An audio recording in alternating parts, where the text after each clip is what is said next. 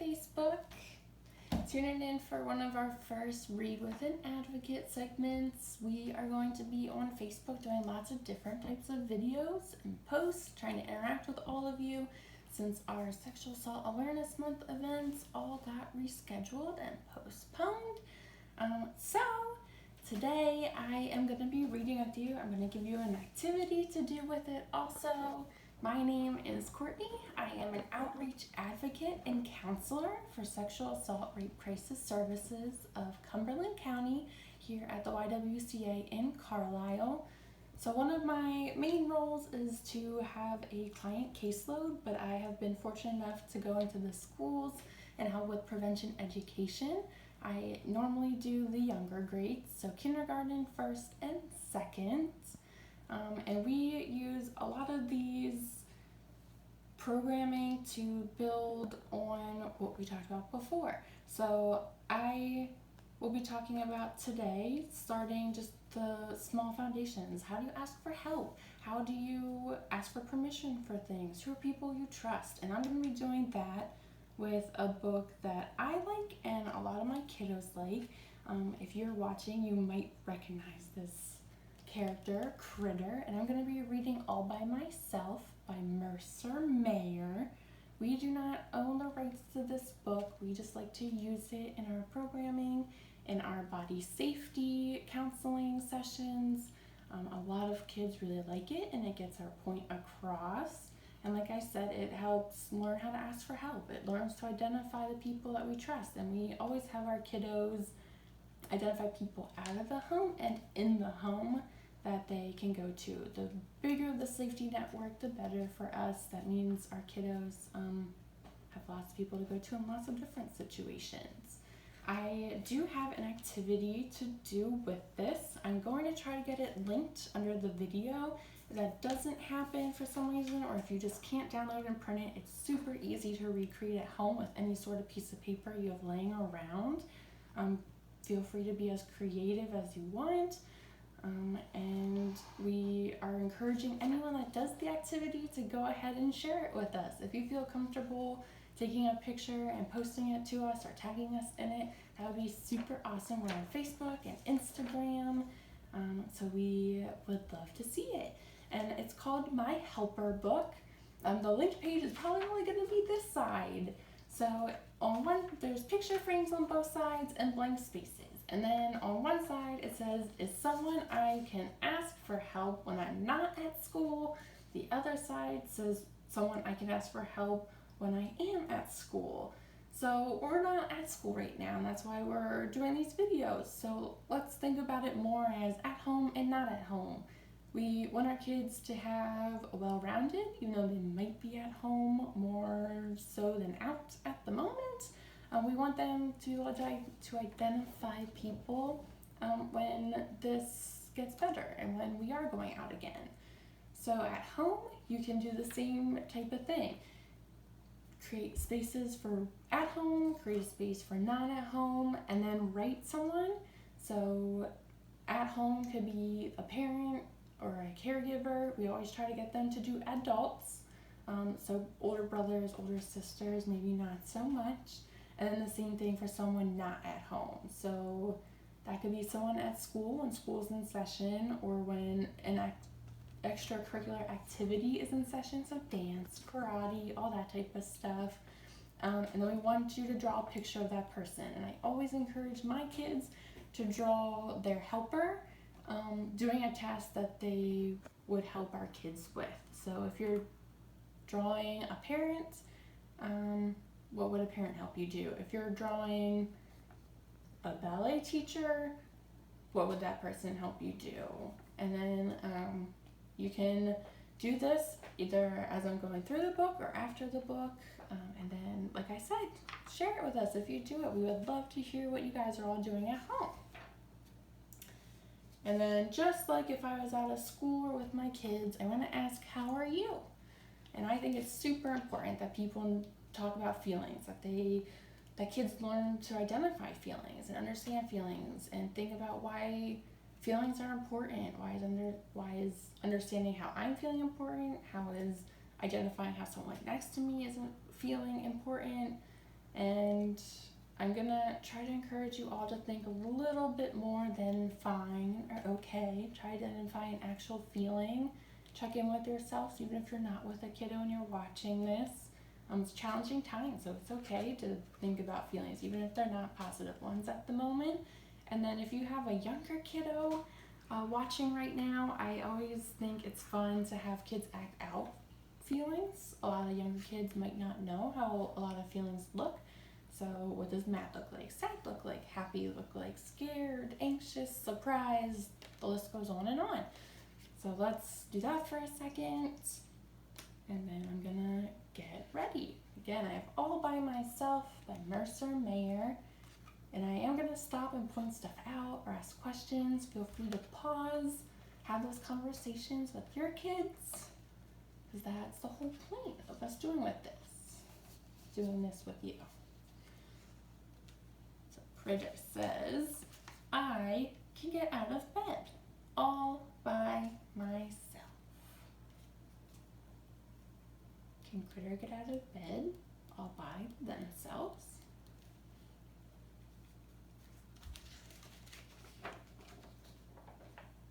I can button my overalls.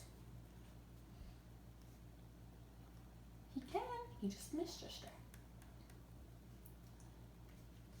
I can brush my fur. Can you brush your fur?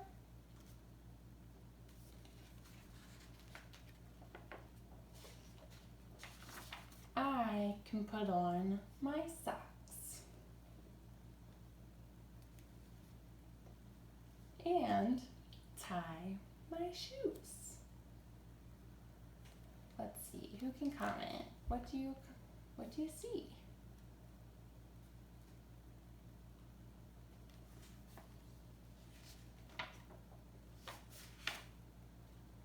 I can pour some juice for my little sister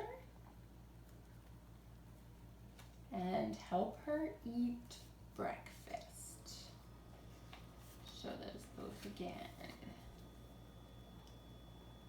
Can Critter do those things?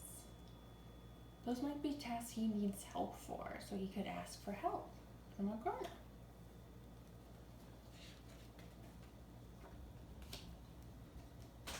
I can pull a duck for her. I can drive my truck. Can kids drive a toy truck? Can kids drive a real truck?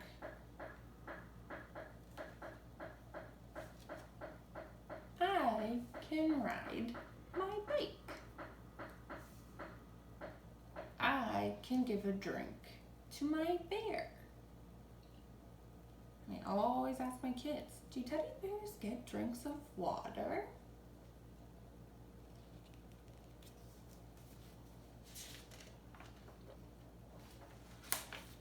I can kick my ball and roll on the ground.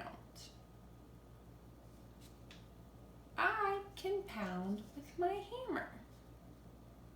I can sail my boat. And again, can kids sail a toy boat? Can kids sail a real boat?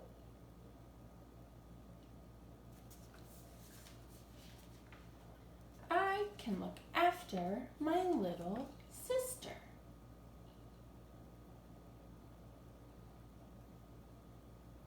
And again, I think this is a great page to talk about what Critter should be doing. And I think Critter might need some help from a grown-up. They're both playing, and even though she's on a little leash there, they're not being the safest. So they could use a grown-up.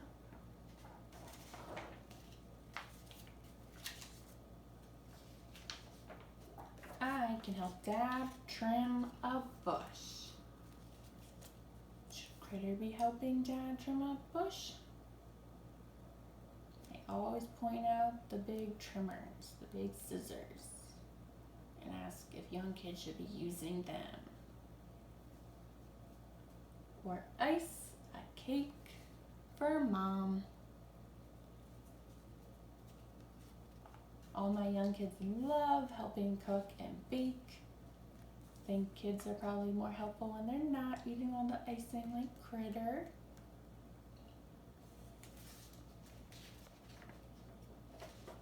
I can look at a book and find a mouse.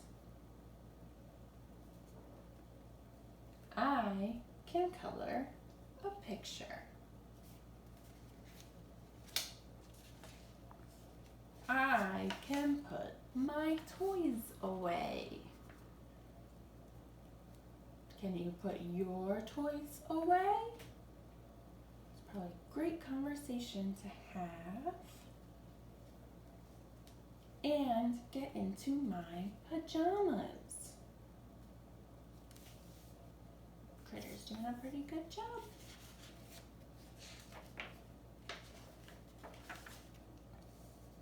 I can brush my teeth. Critter's trying really hard, but he might need some help with the toothpaste.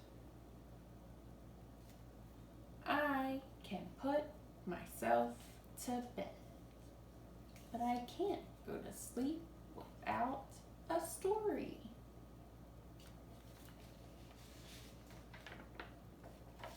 And Critter says good night.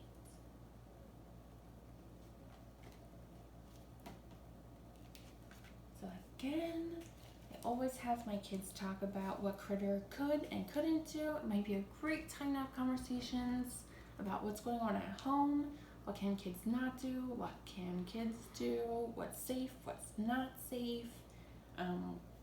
Setting boundaries is really important at any age, and this might be a great time if people are all home together to do that.